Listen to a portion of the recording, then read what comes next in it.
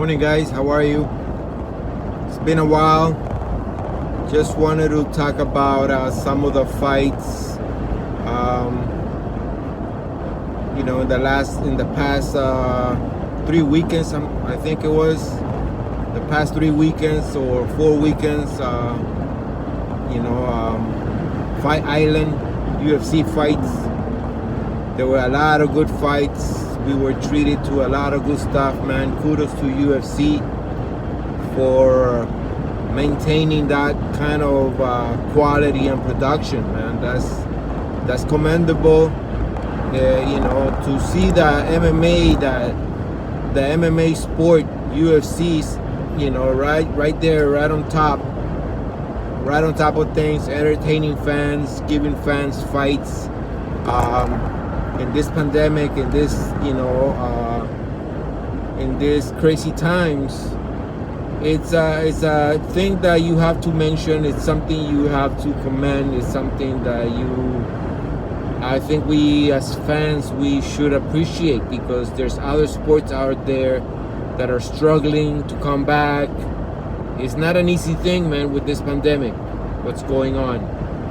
So the first fight I want to talk about, I'm going to talk about several fights, but I'm going to talk about the latest one, the middleweight fight between Darren Till and Robert Whittaker.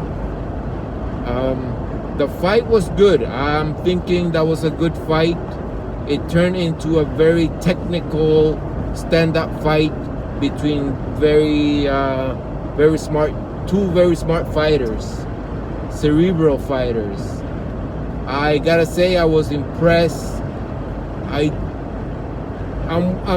the kind of fan that I'm not buying the hype on Darren Till, or I wasn't buying that.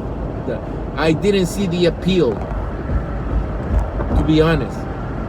I didn't see the appeal, the thing with him. But in this fight, I was impressed. I was impressed with his technicality. I was impressed with his footwork. I was impressed with his cardio. I was impressed that he went the 5 rounds and it didn't look like an issue for him at all. And he was there with the former champion Robert Whittaker, and he took it to him to the point that Robert Whittaker had to play smart, man. It went to a decision, and I wasn't surprised, because these two fighters, were doing the stand-up battle. It just so happens that Robert Whittaker was a little bit better than Robert Till in the technical aspect of things. He was using takedowns. He was that calf kick, that leg kick that he maintained throughout the fight, throughout every round. That the judges were looking at that, obviously. And although Darren Till, I'm saying that I was impressed with him, how he maintained that sniper quality of striking. He had his moments. I was impressed with the footwork. I was impressed with his takedown defense. Robert Whittaker would take him down and he would be right up on his feet again. That was good, man. It was commendable, I think.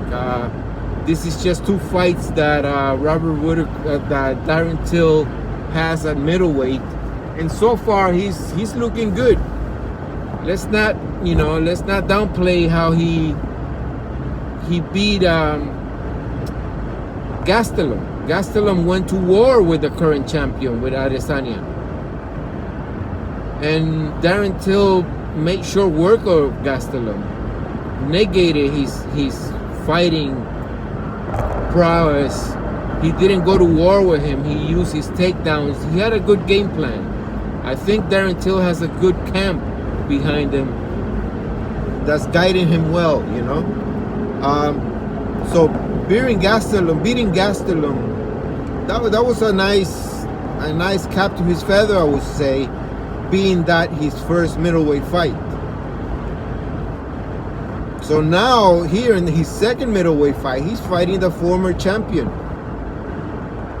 and he survived. He not only survived, he was a threat. He was a threat to the point that Whittaker, his striking wasn't landing as much. These two were right on par with each other. I think it was a very, very equal footing for them both.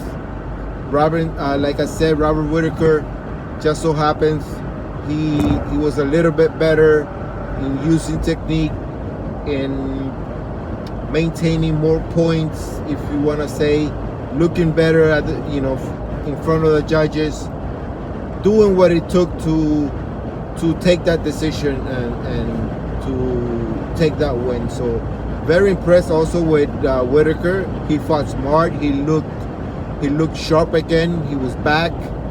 I think that there's another title run in him. I think that's not far-fetched. I don't think I'm talking shit. So let's see where it goes. As for Darren Till, I think a lot of people saying that I was gonna comment on this, that he's not the same after he was beat by Masvidal at welterweight. And I don't look at it that way, because fighters think different. If Darren Till lived under the shadow of that loss, so to speak, he wouldn't win any fights again. He wouldn't, I'm guessing that going at welterweight depleted him in strength and speed. It wasn't the same thing. He had a good run, so he's trying his luck at middleweight, but he's not letting that loss to Masvidal define him, is what I'm saying. And I don't think he should. And I don't think we as fans should just remember that he got knocked out. It happens to every fighter. Every fighter gets knocked out eventually. Every fighter gets submitted. Sometimes they look bad. Sometimes they get submitted very quick. They lose quick. And we cannot let those losses define you, or define them, or just remember them that way. We gotta give fighters a chance to. It's how you come back that matters. It's how you get up again after you fall. I think Darren Till is doing good. Like I said, I wasn't buying the hype, but he impressed me a little bit more on this fight. He fought very smart. He did not win, but then again, that was the former champion he fought, and the former champion is still young. He's still a threat. He's still very much a contender. Anyways, thank you for listening to me, and I'm gonna talk about other fights later on in other videos. Peace.